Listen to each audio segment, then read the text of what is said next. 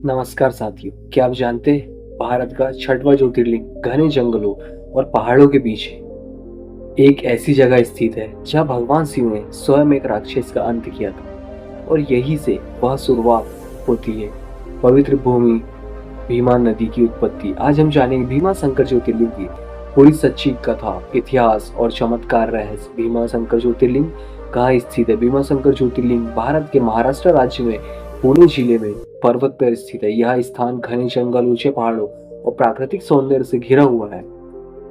इसी कारण यह स्थान धार्मिक होने के साथ साथ एक प्रसिद्ध तीर्थ और पर्यटन स्थल भी माना जाता है।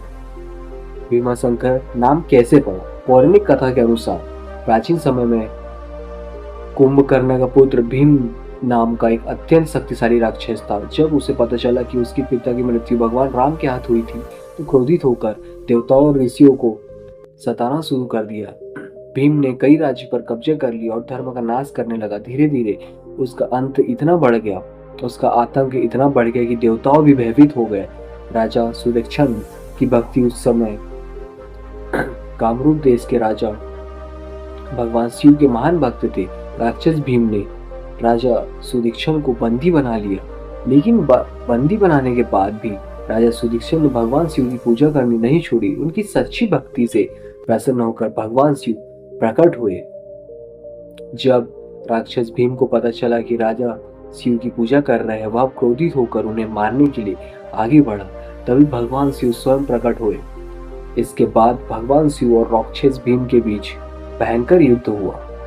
अंत में भगवान शिव ने राक्षस भीम का वध कर दिया और उसी स्थान पर ज्योतिर्लिंग के रूप में प्रकट हुए। तभी से इस स्थान का नाम पड़ा भीमा शंकर ज्योतिर्लिंग। मान्यता है कि राक्षस भीम का वध करने के बाद भगवान शिव के शरीर से जो पसीना निकला, उसी से भीमा नदी की उत्पत्ति हुई। आज भी यह नदी इस क्षेत्र की प्रमुख और पवित्र नदी मानी जाती है। भीमा शंकर मंदिर प्राचीन नगर शैली की वास्तुकला में बना हुआ है। मान्यता है कि इस मंदिर का निर्माण बहुत प्राचीन काल में हुआ था। बाद में मराठा शासकों ने इस मंदिर का जीर्णोद्धार करवाया था। विशेष रूप से मराठा पेशवाओं ने इस मंदिर के संरक्षण में भूमिका निभाई थी। भीमा शंकर मंदिर सराहिद के घने जंगलों में स्थित है। यह क्षेत्र आज भी भीमा शंकर वन्यजीव अभयारण्य के रूप में भी प्रसिद्ध है। यहाँ कई दुर्लभ जीव जंतु पाए जाते हैं। इसी कारण यह स्थान धार्मिक और प्राकृतिक दोनों दृष्टि से अत्यंत महत्वपूर्ण माना जाता है। भीमा शंकर ज्योतिर्लिंग के दर्शन से जीवन के कष्ट दूर होते हैं, मन की शांति मिलती है और सभी बाधाएं समाप्त हो जाती है। कई श्रद्धालु यह भी मानते हैं कि यह सच्चे मन से प्रार्थना करने पर भगवान शिव हर मनोकामनाएं को पूरी करते हैं। महाशिवरात्रि का महत्व और सावन के महीने में यहाँ लाखों श्रद्धालु दर्शन करने आते हैं, लेकिन महाशिवरात्रि के दिन इस मंदिर का महत्व और ज्यादा बढ़ जाता है। उस दिन यहाँ विशेष पूजा और भव्य आयोजन होता है। धार्मिक मान्यता के अनुसार भीमा शंकर ज्योतिर्लिंग के दर्शन करने से पापों का नाश हो जाता है, भय दूर हो जाता है और जीवन के सुख समृद्धि आती है। इसी कारण 12 ज्योतिर्लिंग की यात्रा में इस स्थान का विशेष महत्व माना जाता है।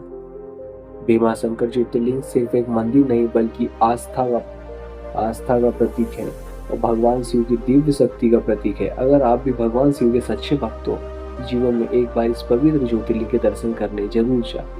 हर हर महादेव। मैं आपको दोस्त बॉबी ओमकार मिलता हूँ नेक्स्ट वीडियो में। अगर वीडियो अच्छी लगी हो तो अपने परिवार के साथ, अपने दोस्तों के साथ और अपने भाई बंधु, अपनी छोटी बहनों के साथ इसे शेयर करें। जय सिया राम।